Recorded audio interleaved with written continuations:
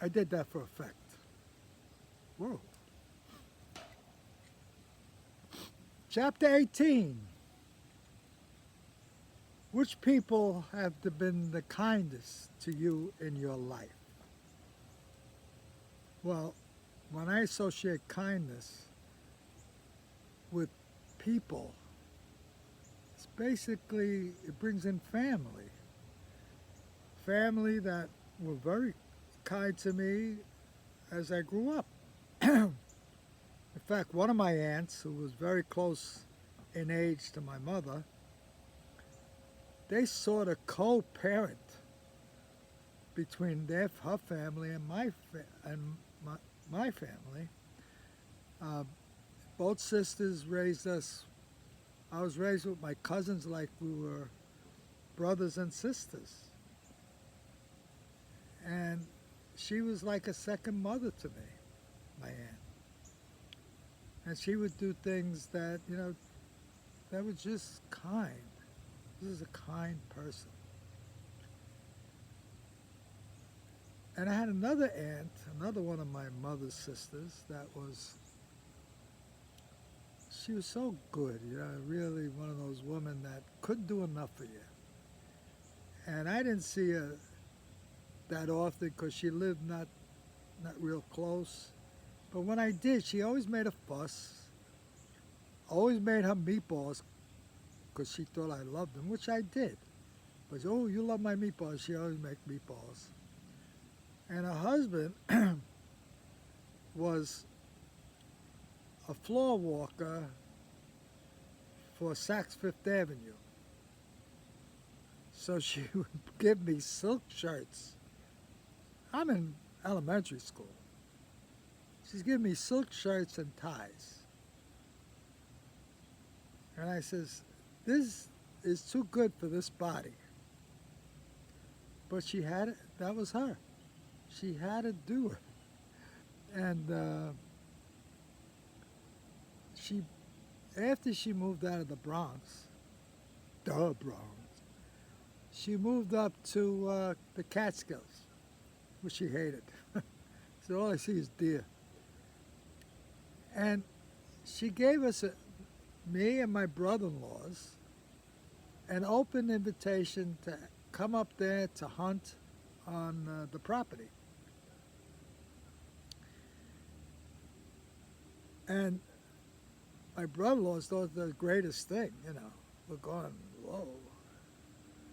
She's let us stay there. And it was such a kind person. I remember one time she had this bungalow as part of her property that had no heat. And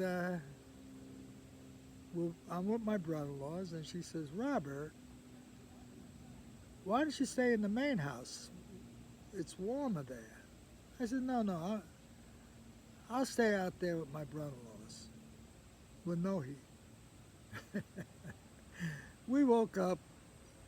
There was frost all over where I was sleeping. My breath made frost.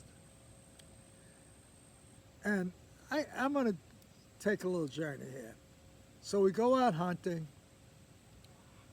and my brother-in-laws, they're macho men. They got their rifles, and they say, you stay here, and we'll move the deer to you.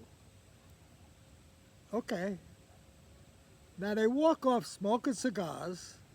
If the deer ever seen them, they're probably hysterical laughing. These are the great hunters. Cigars in their mouth, talking loud.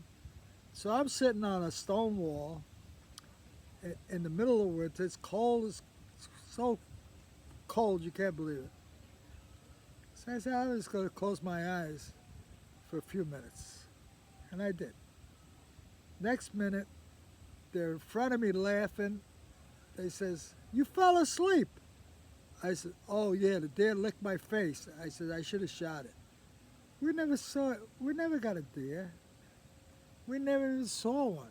These are three guys making noise, just smoking cigars. All right, I had to take that journey.